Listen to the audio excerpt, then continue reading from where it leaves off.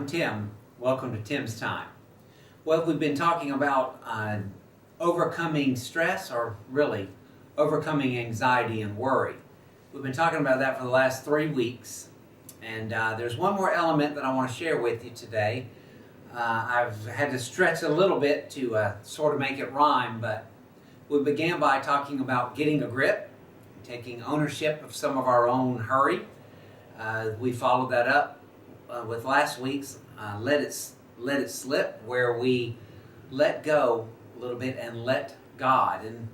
And there's another element of that. Sometimes we get into the battle, I think, in our minds anyway, of I don't want to worry, I don't want to worry, I don't want to worry, I don't want to worry. And we spend all of our time thinking about, Lord, please help me to trust you. Help me not to worry, help me not to worry, help me not to worry. And you know what we wind up doing? Spending all our time thinking about worrying, even if we're not thinking about the thing that we're worried about. And we don't want to do that. We want to live as overcomers, more than conquerors, victorious. And how do you do that? Well, you get a grip, you let it slip, and then finally, you take the trip. And by taking the trip, I mean you choose to do what the non-worrying you would do. Another way of putting that is, there are times when I am at my best self in Christ. There are other times when I'm not really at my best.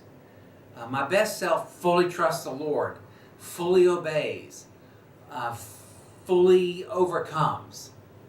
I ask myself in tough situations, what would my best self in Christ do? And then I do it. That's taking the trip. And so it's not enough just to pray and ask the Lord to take away our worry. We have to live as if the Lord has taken away our worry. You say, I can hear you. You're saying or thinking, Tim, that sounds a lot like faking it to make it. And there's some similarities, but there's a difference. And let me give you an example from my life.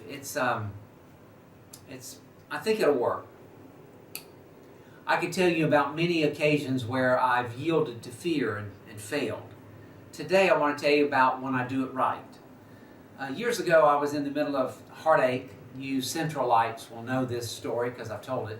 And I was in the middle of some heartaches and some stress and some really opposition.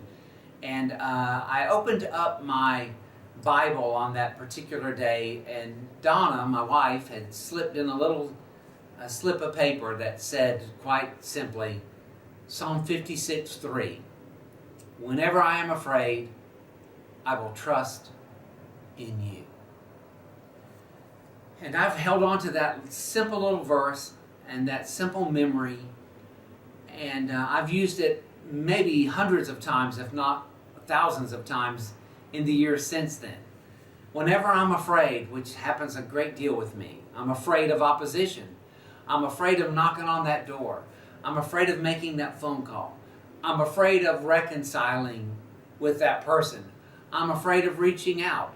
I'm afraid of sharing my faith. I'm afraid of giving that money. I'm afraid of encountering that stranger. I'm afraid God won't show up. I'm afraid it won't work out. I'm afraid He won't heal me. I'm afraid the tests are going to come back negative. I'm afraid of what the doctor's going to say. I'm afraid of what my neighbor's going to say. I'm afraid of what, you get it, right? On and on and on and on. I'm afraid. Faking it to make it would say, just pretend that you're not afraid, and eventually you won't be afraid. I have a big problem with that, though, because I'm smart enough to know when I'm afraid. Psalm 56:3 would have you say, the best Tim Coker would have me say, the more than conqueror would have me saying, Lord, I'm scared. And in some cases, scared to death. But I will trust in you. And I will choose not to worry. And I will choose to trust you. And I will take the trip. I will do what I would do if I were going to trust you in the midst of my fear.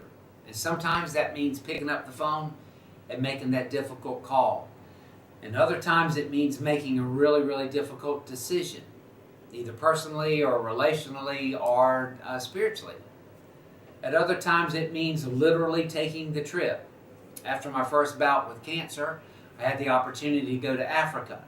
While everyone else on our team was required to take typhoid and yellow fever shots and to get ready for all the mosquito-carrying viruses over there. Because of my cancer history, I could not take the shot and be immunized. And I remember speaking with my oncologist who said, this is what you're going to need to face if you go without taking your typhoid shot or your yellow fever vaccination. And it finally came down to me deciding whether or not I was going to literally take the trip. And I prayed about it, and I spoke with my family about it and with others, and I just believed that God was going to protect me, and so I took the trip and tried not to worry about it. Had a couple occasions where I was kind of scared. Mosquitoes everywhere. But God's good. God is faithful. And everything sort of worked out. And I had a trip as more than conqueror. Now look, everything doesn't always work out the way we would like. And God doesn't always heal, fix, or solve our problems the way we'd like for Him to. But He promises to always be there with us. He promises always to work, and He promises to use us. So we don't need to worry. You don't need to worry. Get a grip.